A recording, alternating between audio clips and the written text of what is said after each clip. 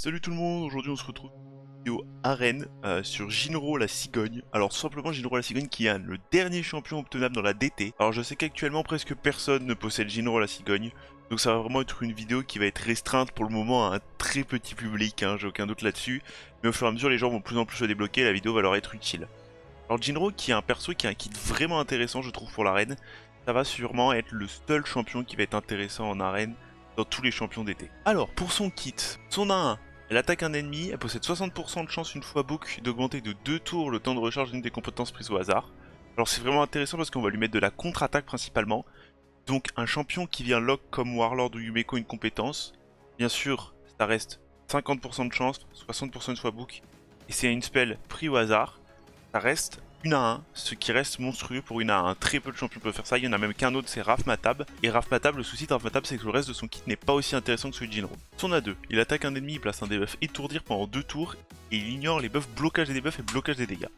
En gros, si vous lui mettez de la précision, même si en face le mec il est en bloc buff, il va quand même se faire stun, ce qui est insane. C'est-à-dire que même si en face le champion ennemi est protégé par un écret, il va quand même se faire stun. C'est surtout pour ça qu'on va venir utiliser ce Jinro. Son A3, il place sur ce champion un buff augmentation de défense de 60% et il place aussi pendant 3 tours un buff contre-attaque pendant 2 tours. Donc ce qui est très intéressant, c'est qu'en plus il se met un auto-buff contre-attaque qui va venir renforcer son A1 qui va tout le temps aller mettre son A1. Donc un champion qui va être aussi potentiellement utilisable en défense. Alors malheureusement cette vidéo je vais faire que de l'attaque et montrer que de l'attaque, mais je suis sûr que c'est un champion qui pourrait être aussi très fort en défense parce qu'il rajoute une grosse RNG vraiment infernale. Ensuite, son passif augmente la def de ce champion chaque fois qu'il contre-attaque. La def se réinitialise à chaque fois que ce champion joue un tour. Lorsqu'il attaque, ça convertit la résistance de ce champion en précision supplémentaire. Donc c'est un champion que vous pouvez build full résistance, ça marche quand même pour mettre de la précision. Alors moi dans le build que je vais vous proposer, je lui mets en précision, mais si vous jouez plutôt en défense qu'en attaque, vaut mieux le build full rési. Son effet actif, à la fin de ce tour, place un buff provocation d'un tour sur tous les ennemis sous buff augmentation d'attaque. Donc forcément, pareil, là si vous jouez plus en défense qu'en attaque, quand le champion en face, les champions en face bien sûr, jouent avec des buffs attaque, s'ils ne sont pas en bloc des buffs, ils vont venir se faire provoquer par Jinro, ce qui va très vite être infernal. De plus, son aura est hyper intéressante, ça augmente la rési lors de toutes les batailles de 80, qui est un énorme lead aura, qui est même le plus gros lead aura avec Sifi. Alors, on va venir tout de suite le tester, et comme je le disais, Jinro va être là pour pouvoir immobiliser le nuker en face. Donc on va le prendre en manuel, simplement on va prendre le manuel. Donc, le Warlord, excusez-moi, le Leorius qu'on voit qui est en bloc des buffs. On va venir avec Jinro, on va mettre son A2 et hop, stun pendant 2 tours. Comme on l'a vu là, il est stun pendant 2 tours. Donc je le fais en manuel pour vous montrer. Hein. Hop, mettre une petite A3. On va faire ça. On va commencer à faire ça. On va peut-être même pouvoir le mettre en automatique. Hein. Le combat devrait se régler tout seul.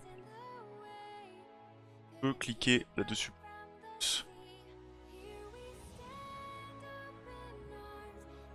Bon, alors le baron m'a l'air un peu trop rapide. Regardez, il augmente les tours de recharge en plus. Bon, moi j'ai Yumeko dans mon équipe, donc ce n'est pas forcément hyper intéressant à ce niveau-là, je suis d'accord. Mais s'il y avait pas Yumeko, par exemple, il aurait pu venir lock le Leorius, qui l'aurait empêché de mettre son A3 ou son A2, qui aurait risqué de tuer mon baron, par exemple. Alors là, on est une équipe assez basique, Cupidus, hein, tout simplement. Pareil, j'ai mis Jinro. Pareil pour venir immobiliser. Alors ça va plutôt servir sur les défenses avec Rotos. Car les défenses avec Rotos, malheureusement, elles risquent de mettre un gros A3 sur le Cupidon et de venir l'anéantir. Hein. Donc elles vont surtout servir, si je vous trompe sur une grosse def avec un Rotos, je vous le mettrai. Malheureusement, je me suis fait pétrifier, hein, pas de chance. Pas de chance, la RNG contre moi. Après, bon, Cupidus, comme vous le savez, ça reste Cupidus. Ça reste stupidement fort, hein, ça va gagner quoi qu'il arrive. Mais ça va surtout, on va dire, apporter une sécurité contre les Rotos. Dès que je tombe sur une grosse def avec Rotos, je l'attaquerai avec Cupidon, avec le Jinro pour vous montrer ça. Hop, le contre-attaque. Bien sûr, je vous montrerai le stuff de mon Jinro juste après. Les stuff avec des bijoux contre-attaque, des maîtrises contre-attaque, tout simplement parce qu'on va beaucoup jouer aussi sur la contre-attaque qui va venir lock les compétences adverses. Alors nous sommes en platine, on va tomber donc sur des très grosses équipes, hein, comme vous voyez une équipe avec un Warlord plus 2, un Baron plus 4, excusez-moi pas un Baron, un Mortu plus 4, donc c'est une équipe qu'on voit souvent en plus en rush plate, simplement avec le Warlord qui vient être protégé par le Necret pour empêcher de se faire cesser et de se faire contrôle. Donc nous on va faire une team speed basique avec Baron, plus un Jinro qui va venir lock le Warlord pour l'empêcher de jouer. Alors, l'arbitre qui vient booster. On vient lock tout de suite le Warlord avec le Jinro. Stun pendant 2 tours, il peut rien faire, il a pas de cleanse en face. Donc là on va tempo un tour avec le... J'aurais pu mettre la 3 tout de suite, la 4 tout de suite, mais c'est plus intéressant de mettre une A3 avant, simplement justement pour contrer les réactions. Comme vous avez vu, elle était en réaction. Si j'avais mis la 4, elle ne serait pas morte. Donc là on va laisser ça se faire. On vient le réanimer, il n'y a pas de souci. Hop, bon, voilà, j'ai fait une connerie malheureusement, bon c'est pas dramatique, ça va rien changer. On met une A1 en espérant que le Mortu ne proc pas, le Mortu ne vient pas proc, heureusement. Donc on va éviter de taper le Mortu, on va utiliser l'A1 sur la Lilitu. On vient mettre la 4 pour venir nuke ces deux champions. Là on va taper le Necret, on vient refresh tout ça, on vient reboost la TB. Et on va pouvoir réutiliser une A4 de notre baron tout simplement. Et si jamais on ne l'avait pas one shot, on pourrait même utiliser la 2 Jinro sur le Mortu Macab, parce que Mortu Macab une fois stun, son passif ne sert à rien. Hop, et là on vient finir tout simplement grâce à Baron. Hop, et le Baron, et c'est fini. Donc comme vous voyez, avec une team speed assez basique, on peut venir à bout d'une énorme team rush plate qui a beaucoup de plus. Alors voilà une team avec Rotos, encore avec beaucoup de plus, je vous le rappelle, on est en platine. Alors je vais utiliser la Cupid, simplement avec le Jinro, on va venir de là pour que ça puisse le stun. Alors, ce que j'allais dire c'est que ça risque d'être surval, on va se mettre une A3 en manuel au début, et dès que le champion n'est plus sous balle, on va venir le focus, parce que de toute façon c'est pas dérangeant au premier tour, bien sûr, parce que le Cupid a ses big react. Voilà, là on le focus. Il le stun pendant 2 tours, et c'est bon, c'est free win, le Rotos ne peut poser plus qu'un problème. Le Candrafond n'est pas un problème vu qu'il est en contre-affinité, le seul gros problème c'est le Cupidon. Cupidon ne fait rien, il peut pas contre-attaquer, il est bloqué, en plus il se fait augmenter les temps de recharge par le Jinro qui vient de lui mettre une petite A1, donc c'est encore plus pratique. Alors, mon Cupidon, forcément, ça va pas le faire. Bon, en plus il m'a l'air de pas beaucoup taper son... En plus regardez, le mien de Jinro il a le Rouston. C'est réglé. Alors, une autre def avec Leorius et Mortu Macab. On va venir lock le Leorius. Alors pensez-y bien. Si vous voulez mettre un debuff stun ou un debuff de contrôle sur Leorius, il faut d'abord lui lock ses compétences. Si jamais son A2 est up, vous ne pouvez pas mettre ses locks. Alors ouais, retenez bien ça. De plus, malheureusement, Yao n'a pas Lilitu. Je vous avouerai que clairement, si j'avais Lilitu, je préférerais mettre Lilitu simplement parce qu'elle met un augmente attaque en plus du voile qui vient bloquer les attaques ennemies, et les attaques mono-cibles. Malheureusement, Yao n'a pas du tout Lilitu, donc je dois m'adapter sans. Personnellement, si vous avez Lilitu, je vous conseille plutôt de mettre des Lilitu dans vos équipes. Clairement, ça va devenir beaucoup plus viable, l'augmente attaque qui vient rajouter beaucoup de dégâts sur le baron, tout simplement.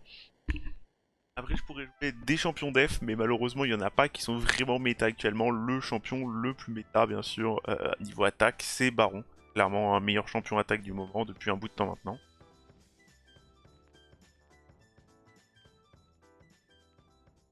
Hop, le Lerus se fait rostun, sans problème. Et voilà. C'est gagné. Ah, alors, regardez-moi ça. Une team avec Taras. Taras qui est actuellement infernal. Il met des baignes pas possibles et à moitié buggé. On va venir le lock. Et bon, il n'est pas protégé là apparemment. Mais il va se faire stun pendant 2 tours. Et il va donc du coup être complètement inutile. Taras va être stun. Et donc, par la même occasion, complètement inutile. Un Taras stun ne sert à rien. Donc je tempo 1 ou 2 tours histoire que le stone skin disparaisse. Lui, il vient mettre son augmente. Hop, le petit buff attaque. Or, je vais le reprendre en manuel. Il augmente les compteurs de tours, enfin les temps de recharge. Donc c'est à dire que la Lilitu n'a pas son res parce que ça a dû sûrement taper dans le res. Hop, on vient tuer ce champion et là on peut le mettre en automatique.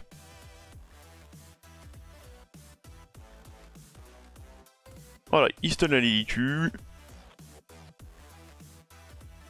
Et là il va venir se mettre son A3, il va tuer tout le monde sûrement sauf le Taras, Taras qui pose problème, bien sûr. comme d'habitude, Taras qui est un champion vraiment infernal. Et voilà, Taras se fait stun. Taras ne peut plus poser de problème.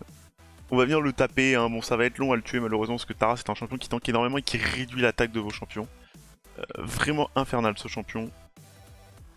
Voilà, il faut augmenter les CD par le Jinro. Et en 1 minute et quelques, le combat est fini. Ah bah voilà, regardez, Mad Haute qui a mis une team Cupidus tout à fait correcte. Donc on va y aller avec cette équipe là. On va tout simplement... Non, pas celle-là, excusez-moi, je me suis trompé. Oui, avec celle-là. On va tout simplement aller focus le Cupidon hein, pour qu'il se fasse stun par le Jinro. Après on fera en sorte de faire jouer un tour au Cupidon pour qu'il puisse perdre son... Voilà. Donc là vous voyez, il est stun. Là on fait jouer un tour comme ça pour qu'en face ils perdent tous leur réaction. Donc on va attendre que le Cupidon joue un tour pour perdre leur réaction. Et ensuite laisser... le laisser lui mettre son A3. Hop, alors, ouais, bon, malheureusement, là, c'est pas grave, hein. La Yumeko a malheureusement joué un tour avant, elle a mis son 1 sur le Cupidon, elle lui a réduit la TB. Bon, c'est pas dérangeant parce que le Cupidon justement est hyper lent du coup. Un Cupidus hyper lent qui se fait stun 2 tours, voilà, j'ai le temps de rejouer et de le re-stun 2 tours par-dessus. Bon bah on va jouer pour le finir. Voilà, lui il se fait stun aussi. Tous les champions en face se font stun, c'est stupide. Jinro contre les Cupidus reste un très très bon choix.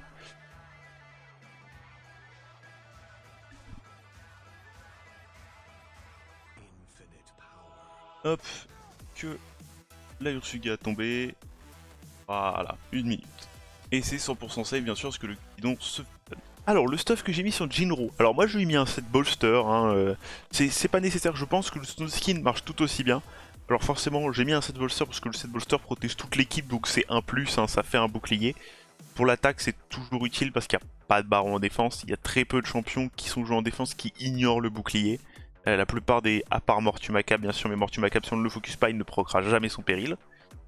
Je lui ai mis pas mal d'HP pour pouvoir proc le bolster, mais j'ai surtout mis 252 speed et un maximum de précision. Voilà à quoi ressemblent ces maîtrises, hein, les maîtrises. Alors je vous conseillerais plutôt, à la place d'aller chercher celle-là, je vous conseillerais plutôt d'aller chercher celle-là. Comme ça vous avez encore plus de chances de contre-attaquer, hein. Sa contre-attaque qui je rappelle est très très forte vu que son a un lock comme un Warlord ou Yumeko, les compétences, enfin une compétence aléatoire de la cible, donc c'est insane. De plus, je lui ai mis, comme vous pouvez voir, 2 bijoux contre-attaque. Je suis allé lui mettre des bijoux contre-attaque pour qu'il contre-attaque un maximum, hein. On va jouer beaucoup sur sa contre-attaque. Jinro qui est donc un champion qui je pense va être off-méta et qui va vraiment pouvoir être joué sur certaines équipes, qui va vraiment pouvoir être sorti sur certaines équipes. Par exemple contre les Cupidis ou contre ce genre de choses en défense, ça va vraiment pouvoir être sorti de fou. Et en défense, on va sûrement pouvoir trouver des grosses défenses qui vont être jouées avec Jinro. Alors comme je vous l'ai dit, pour le moment, il n'y a aucune défense qui existe avec Jinro, simplement parce que bah, le champion vient d'être obtenu et à peine obtenable. Très peu de personnes l'ont, donc forcément, très peu de personnes n'ont pu s'entraîner. Et les gens qui ont Jinro ne sont pas forcément des gens qui font du gros platine.